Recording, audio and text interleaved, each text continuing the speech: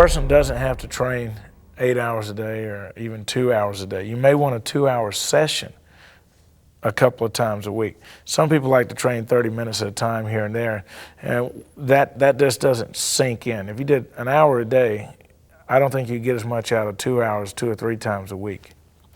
You don't have to train for 3 years to be proficient. You have to develop your own personal scenario or system.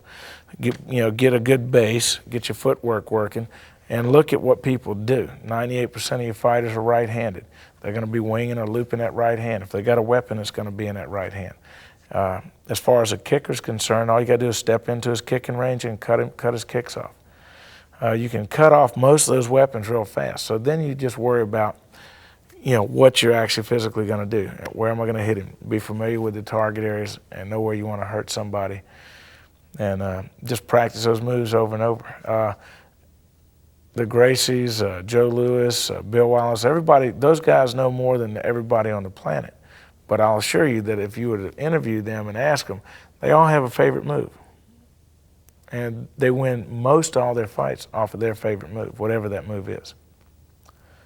I know Joe Louis had a sidekick he was like the king of the world for 17 years or longer with one technique. Bill Wallace had a left leg that traveled 60 miles an hour.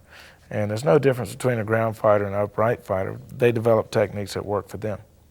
And sometimes that can be your worst enemy as well. In other words, if you're a good side kicker and you get rushed, it may not work. So you need to know ground fighting. Hey, it's Jimbo over here with another tip. This one is about the importance of knowing how to knock someone out fast. Sounds brutal, and it is, but you need to know this. I mean, let's say you get into a physical confrontation. You tried to avoid it, but sometimes that's just not possible, is it? You may be cornered, or you may have your wife or girlfriend with you, so escape is simply not an option.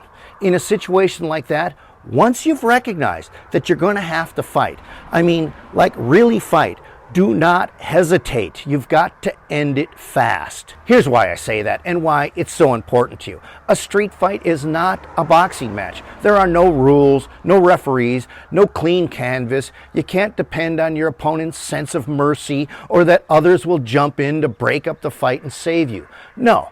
Every second that a real-world confrontation continues, the dangers and the risks for you multiply exponentially.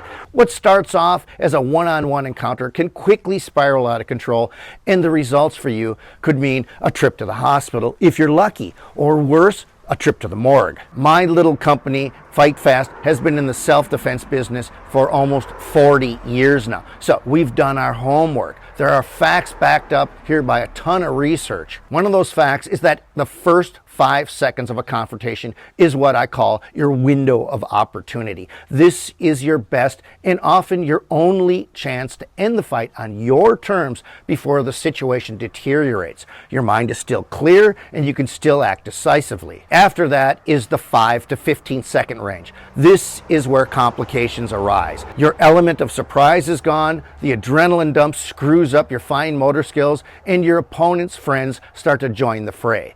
It's not hopeless yet, but things have already started to go sideways for you in just a period of 5 to 15 seconds. At 15 seconds, you hit what I call a critical danger zone. Exhaustion begins to set in, sapping your strength, slowing your reaction times. You'll likely be taken to the ground with his friends kicking and stomping on your head. Also, if there's a weapon, it's likely to be drawn into play at this point of the game. And this is where things really start to go south for you, which is why staying on your feet and ending the fight decisively within the first 5 seconds is your only true defense against these mounting threats.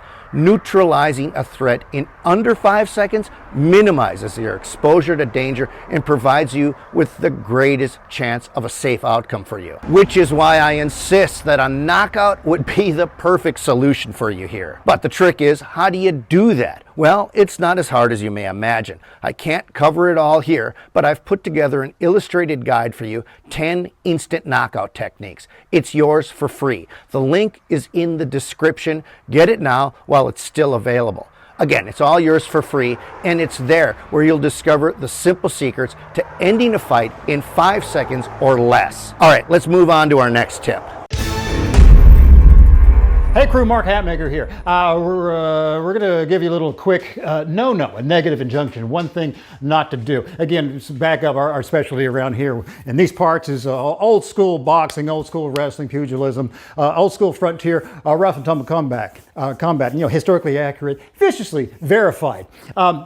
We do a lot of work with saps and blackjacks and other such fun weapons you might find in an old saloon or old bar room.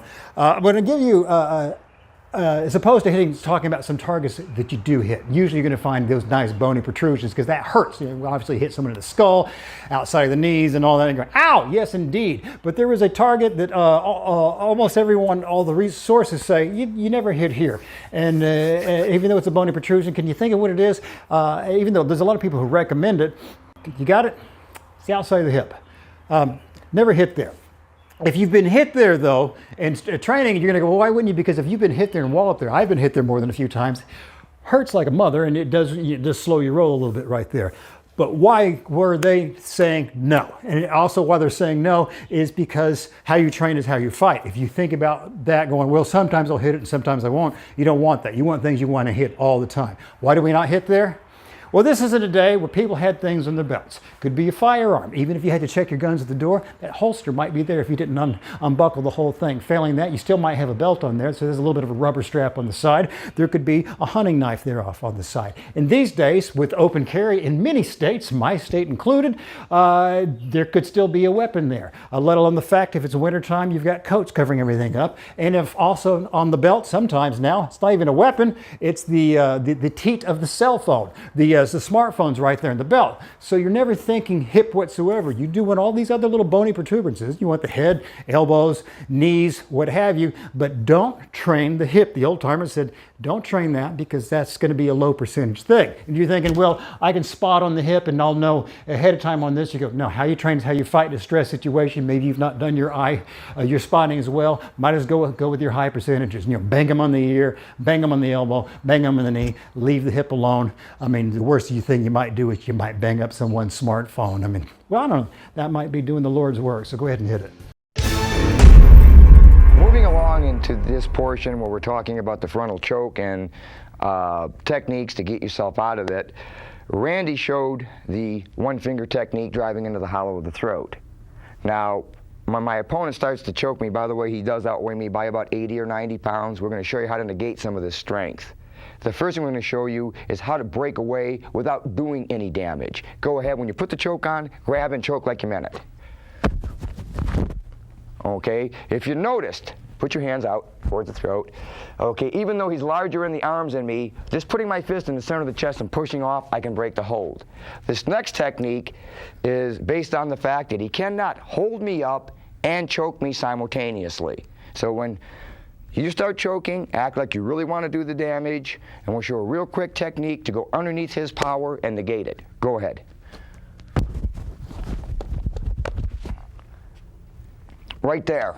If those punches, where I leaned into him a little bit, he'd have taken 4 or 5 shots to the pelvic region, would have doubled him up. I could have finished him with a number of kicks, punches, or in a situation, made an escape and got out of the situation. In this technique, we're going to show you another strike point, not often used and not common. It's for this is going to be my weapon.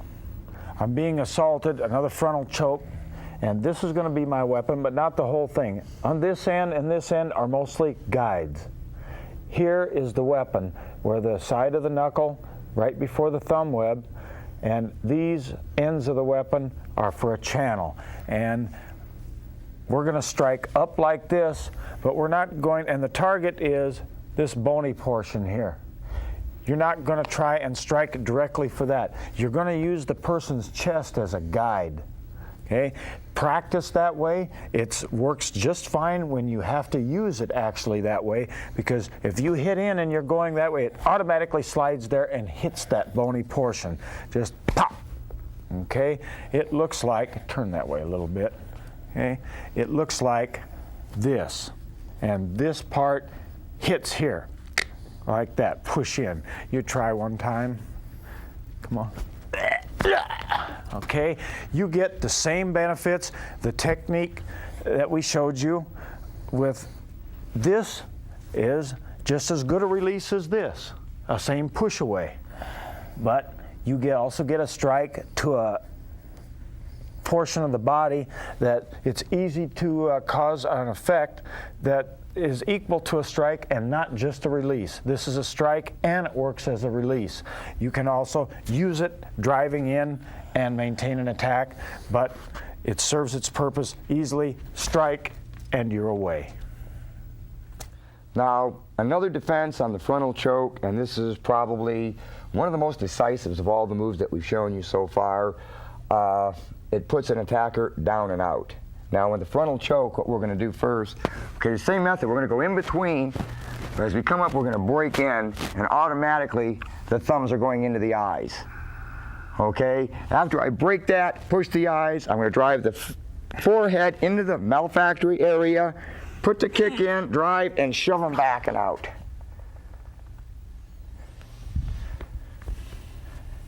Now, one point that I want to make on this, the headbutt, and we're going to show you a little bit, Randy's going to give you a little instruction on how to deliver one of these properly. It is a very effective blow, one of the most effective that I know of. A 90-pound man can take a 275-pound person and knock him out with one shot. The problem with the headbutt, if you're not willing to practice this and use this instruction that we give you on this, only use it in a life or death situation. Let's say, example, a woman who's trapped in her house and knows this person is going to beat her and rape her, because you can do damage to yourself. We're going to give you some instruction on it. It is a devastating blow, but it's also a dangerous one. And if you look back at this tape, you notice when I struck with my back, I didn't whip my neck. The power comes from the back. We're going to show you the technique one time, and then Randy's going to show you the fine art of headbutting. Okay, grab again. Once again, the choke comes in, break out, drive thumbs into the eyes. Okay, headbutt. Driving the forehead into the malfactory, knee to the groin, and drive them back. The danger point in using the head as a striking weapon is not the damage you can sustain to your own head. The danger is in breaking your neck. The third vertebrae down is at risk in a car accident, violent shaking of the head, a falling accident, falling down the stairs. That's what's at risk, and it's the same with using the head as a weapon. When you use the head as a weapon, this portion of the forehead right here is the target area. This is what you're using as the tool. The danger and how you eliminate the danger is, number one, Bob already mentioned to you, do not whip your neck back and forth to use your head as a weapon. You use your head as a weapon by going like this. The back bends and moves. You normally, in a strike that's going to be involved in using the head as a weapon, you don't have great distance to cover. It's just a very short strike. You're already in mostly a grappling mode, face-to-face, hand-to-hand, very close, so you don't have a great distance to move. Also, since you're using the head as a weapon, you've got one or both of your other hands free, and you can move the target to your head also. The number one technique you have to remember, you have to get used to using it, so it's very quick, is you open your mouth, roll your tongue back in your mouth like that, and stick it back there like that, and clench the tight from the shoulders to the neck to the back of the head. You keep that stiff and straight. The back moves easy. Okay, that's what your weapon is. The tongue is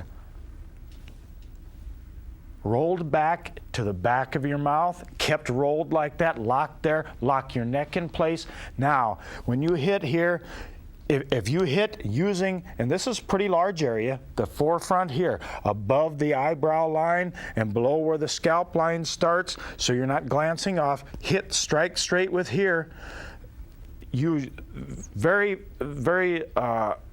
likely you won't even know, or you'll be very surprised that you have struck a target so hard, because you can hardly feel the concussion. There's no danger of blacking out, and you can't properly gauge the strength of the force, you will be surprised at the strength of the force because you won't feel an equal force within yourself. Using the head as a weapon is like that. Don't be surprised or alarmed. That's the way it is. And the danger, as I say again, the danger is in injuring your neck. Okay? And using this part, curling your tongue in the back of your mouth and stiffening the muscles from here down to here takes care of that problem. It allows you to utilize a very effective close quarters weapon. It's open, it's just here, get off. Not causing any legal problems because I did not damage this man, because I do not have the right. When people come up, let me borrow you again, Bob. With grabs, any motion from here, and there's two people, just for a moment, no knife, just grab. You got angles, he's grabbed you somehow. Just boom, you got another person. You're looking at your, people want to fight and struggle. You'll see this as we get into the double take. Your hands are free. You're automatically dealing with the situations that will happen. But finding that weakest point. Step out, gentlemen, good. Grasping the concept of coming forward. Now we're going to go from behind. Let me borrow you, Jack. We're going to take it up to another level of being, say you're behind, being caught by the shoulder or whatever from here. You see so many people trying to grab and lift and throw and trying these techniques, you know. It's got a place. It's got a place, and that's in your training hall. Because as myself, I'm a martial arts instructor. I think it's absolutely wonderful. But you must do things that are going to keep you alive. If Jack grabbed me from behind or whatever, you always see all these nice techniques. You have throws, you have sweeps, you have takedowns. And I can take people down, but I've already broken a rule. I focused on Jack. I have no right on the street ever to focus on a person that's down. He's down because that's coming. That's coming. Maybe he's got a knife or whatever. Things are bad. This man here was supposed to be taking something from me. This guy needed it. Your mindset is something's going to go bad. It's going to go very, very wrong. So when you're caught from behind, boom. Look, see what it is? You can't use unjust force yet because we're not in a survival mode yet because he's not trying to kill me. You're just, boom, in his face. So you have to practice that. Maybe he's got, let me borrow you, Bob. Big guy driving from behind. Boom, you're standing there. Boom, he's got you. You're here. You are not going to do anything. You have to train yourself. Relax. You're going to be scared, but you're going to have all, he's not hurting me. I can look right in his face, get him off. Absolutely as quickly as you can. No matter how he has you, you're coming forward. Train yourself to come forward. Never, ever fighting his strength. I could beat this guy with everything I'm worth and nothing's going to happen. Nothing's going to happen. Very hard to come in with an elbow because he's got my arm locked out. Just coming forward. Maybe he's got my arm behind my back. He's got you, he's set up here. He's got you, and people try to do all these big karate. You look, you're in his face, get him off. However your hand relaxes, whatever happens, he's got you, find the spot, be in his face. This finger's here, always slamming forward, and you're chasing him. You're chasing him. There are no rules out there. There's never a rule, ever. Whatever it takes, whatever it takes. Maybe you just have to grab him by the hair, but whatever you're going to do, you're going to take him apart. That's what you're going to be trying to do. Whatever it takes, whatever it takes. Very important. So when you start working on training with this, step over here, please. You have to practice, and we're going to start very, he just grabs you. Move forward. Boom, he's grabbed you. You practice coming forward. This is what you practice. And it's just always looking and moving forward. I don't care how you do it. I don't care how you do it, as long as your muscles don't tighten up, you don't want your arm, you're coming to him, going to his weakest points. Everyone says cup the ear. That's a great technique we're going to get into later on, but I can't do it now. If I blow this man's eardrum because he grabbed my arm, and maybe he's the lawyer, I got a problem on my hands. I'm going to be paying some legal bills. I got to get him off, but we cannot use unjust force, which is very, very important. No matter how you're caught, just coming forward. Non-lethal, you're caught, you're standing there maybe drinking a beer, whatever, throw it, boom, right there. Your mindset is just right there. You cannot take the glass and smash it in his face. You cannot do that. You're going to be paying a lot of surgery and a lot of bills. It's just there. Boom. Whatever you have, we're talking survival. And you're going to see some of the weapons that we do use in a survival mode. You see me moving forward, never fighting, never grabbing, never pulling away. This could be anything that you have. It does not matter. If you got it in your hand, just throw it. But you cannot do things that are going to scar him permanently. Throw your drink. Throw your whatever you have in his face, and that would be fine. Well, many people, as they watch the video and what we're going to be seeing here, they're going to try to call it a system. You can't call it a system. You have to call it a concept. Because in a concept, there are no specific rules. If you have a system, that means you have to practice specific techniques at specific levels and angles. A concept lets you do whatever you have to do. Your training is open, but the philosophy of not waking the body up are those concepts that we put in this program, and that you can deal with more than one person at all times. And that's what you're looking for in this Tactical Street Fighting Survival Program. What we just discussed was the non-lethal force that you must use on someone that's grabbed you. They're not trying to kill you, they've caught you, or they're holding on to you. They may have the reason for holding on to you. You don't know what that is yet. Maybe they're hurt, maybe they need help, or whatever. You're not going to know. But you have to have the mindset of using the proper technique if you're going to get this person off you without doing severe damage, because you will be dealing with a lawyer or the police. You must always remember, if you get into a fight and you hurt someone, the winner usually goes to jail. So you have to understand that. And we try to avoid lawyers and doctors and all these things, because that's what our goal is. But now we're going to take it up. And this person is definitely trying to hurt you. There'll be no warning, but you'll know right away, because he's going to try to choke you or knife you or kill you in the future. So you're going to know what's going on. Thanks for watching our video lessons here at TRS Direct. Hit the like button down below and consider subscribing to our channel here on YouTube. Hit the bell icon and we'll send you a notification when there's a new lesson available. Thanks again for watching.